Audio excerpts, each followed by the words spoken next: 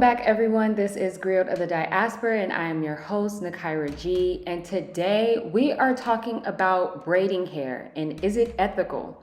A consumer report recently came out, and they have now found that braiding hair brands that most of us know and love are cancerous. They have found cancerous chemicals in the synthetic hair brands that a lot of Black women all over the world use for braiding styles. So let's talk about it.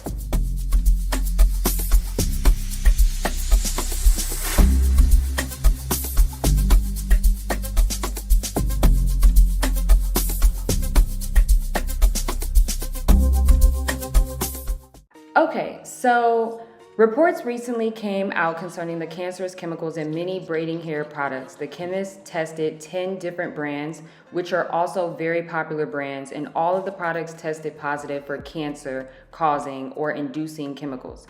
Kanekalon, which is the most affordable mode acrylic fiber utilized by many well-known synthetic braiding extension brands, is composed of acrylonitrile and vinyl chloride, both of which are toxic to humans.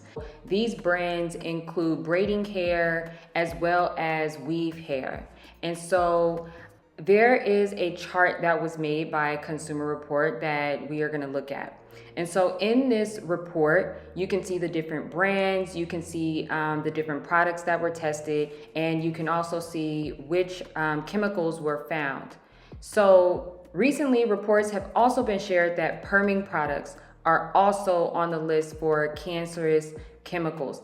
So I want to talk about this because as a Black woman, we all know that braiding hair, weave hair, wigs, perms, that has been a part of our culture for, since the 20s, right?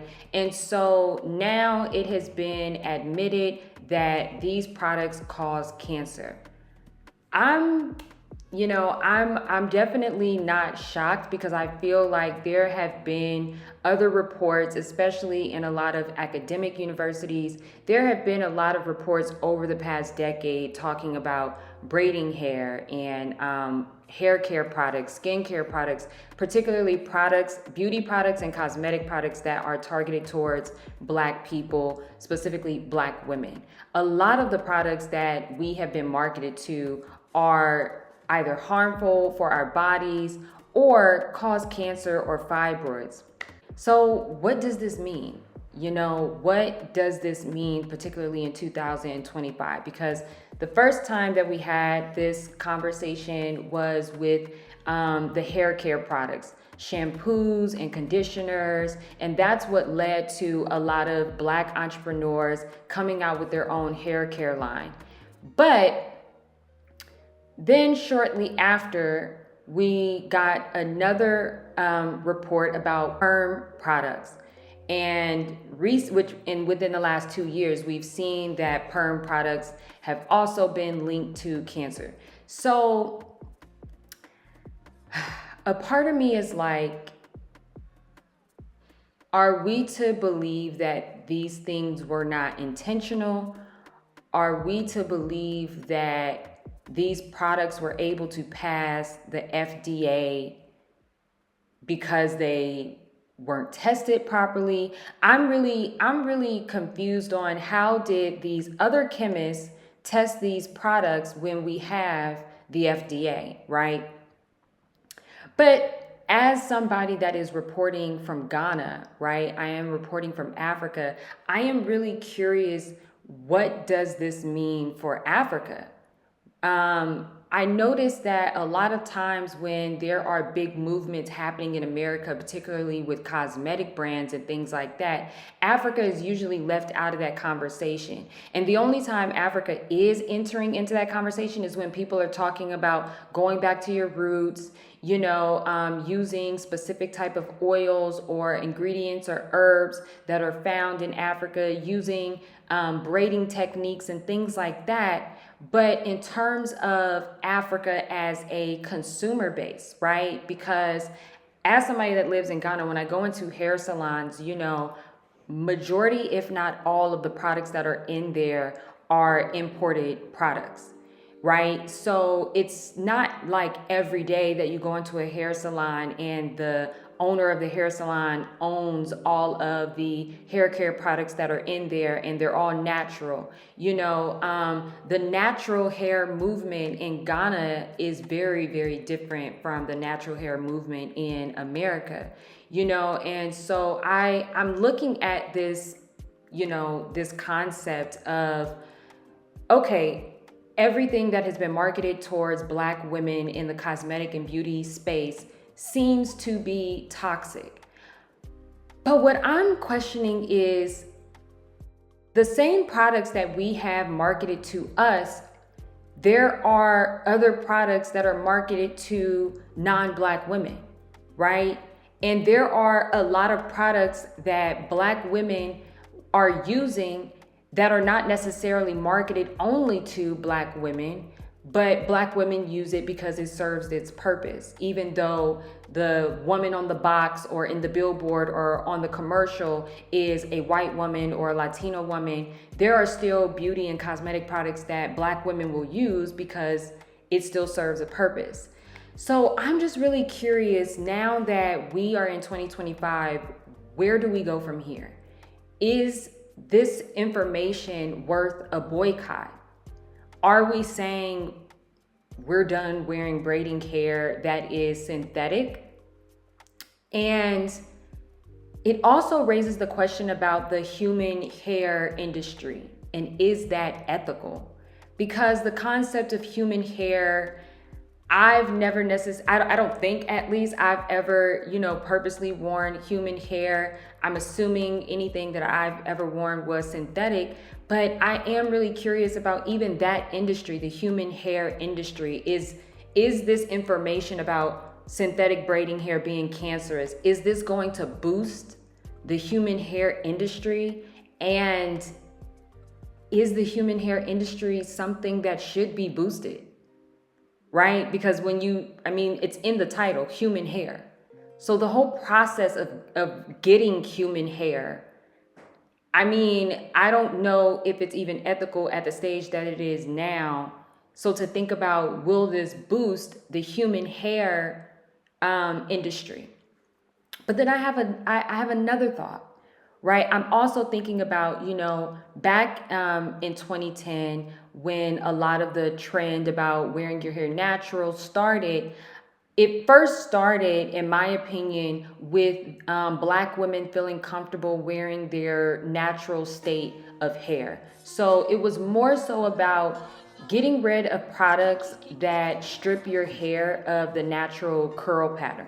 That was the original natural hair movement, particularly in 2010. Now, we all know that back in the 1960s and the 1950s and during the Black Panther Party movement, there were a lot of organizations that advocated for the Afro and for Black beauty.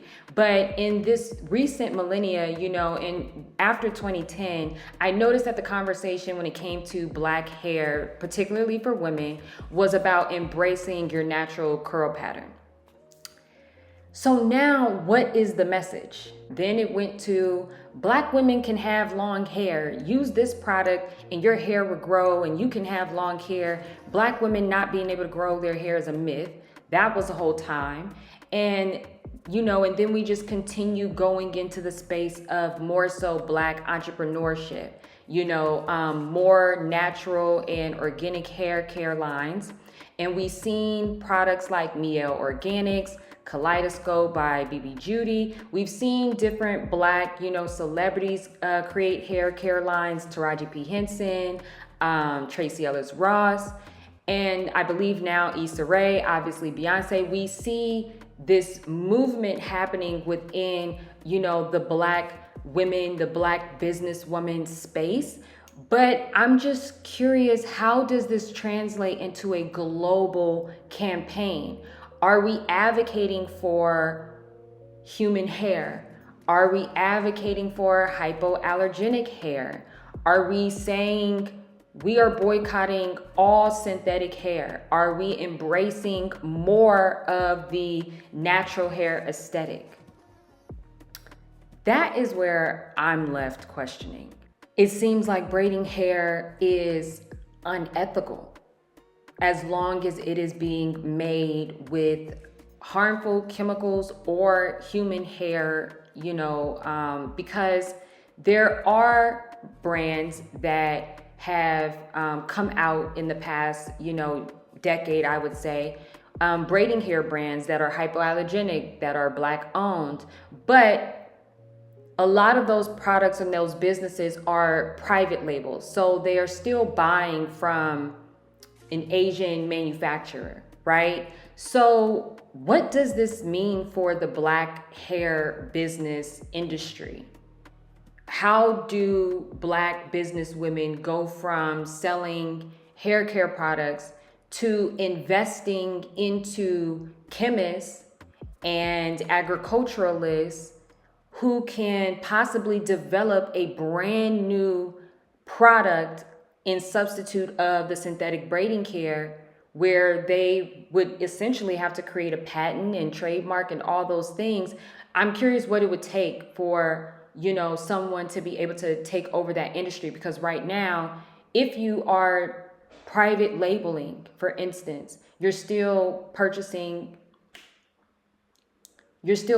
from an Asian manufacturer overseas. So I definitely want to stay on this story, and I want to see, over time how it progresses. But I do think that we are in a time where natural hair and Black women's hair seems to constantly be a focal point. It seems like this is just such a big trending topic for so many people. And, but I am happy to see that a lot of it isn't it's not a lot of negativity. It's not a lot of pointing the finger at Black women, telling them what to look like. It's more so a lot of like, okay, we have now learned that perming products cause fibroids, braiding hair causes cancer, certain chemicals in certain hair care products like shampoos and conditioners and gels and things, these things can be harmful for your skin or your melanin. At this point, I can't tell anyone to boycott, but what I will say is when you connect this phenomenon right now to the boycotts that they're trying to do in America with like Target and Tesla and things like that, I think that this is a time for people to stop saying, oh, there's no brands, there's no companies for me to substitute the things that I need from these big corporations, because there really are.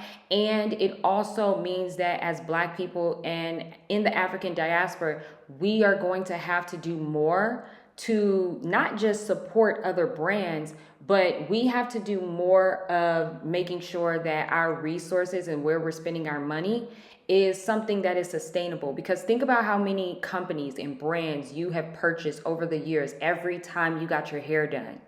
Think about how much money you have spent buying edge control, braiding hair, shampoo, this and that. Think about how much money you have spent in that.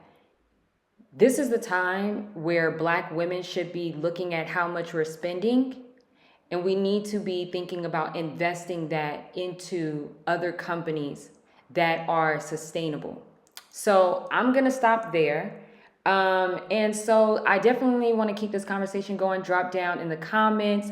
Let's talk about it. What do you think? Is this worth a boycott? And how do you think Africa should respond? Till next time.